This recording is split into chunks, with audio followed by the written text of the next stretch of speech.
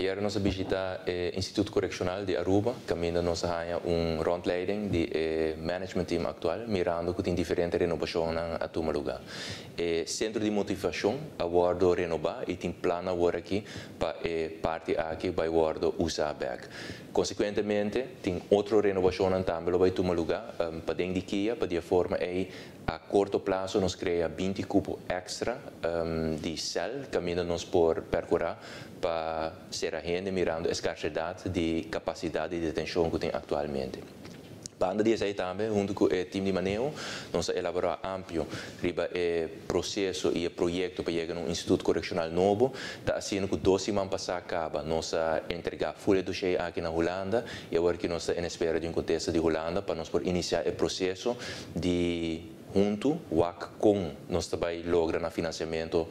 para começar aqui a largo prazo, para de forma o processo aqui por volta iniciar também mirando que também é processo que também dura bastante largo. Então, sumamente satisfeito também de que avança para o que trata cuidado básico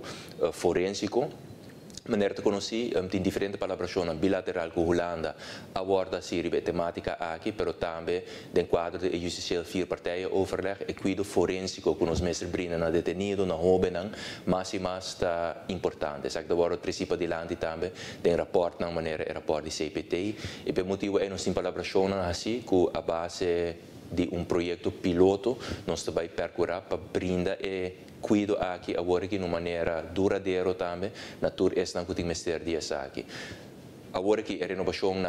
aqui claro, muito em particular também tour é diferente ruimtes na onde é experto é profissional não mesmo vai brindar e cuido aqui também está claro e agora que a preparação está ongoing para em ieder geval na comienzo de 2024 o projeto aqui por iniciar e para de forma aí também não somente está dando atenção na parte infraestrutural na parte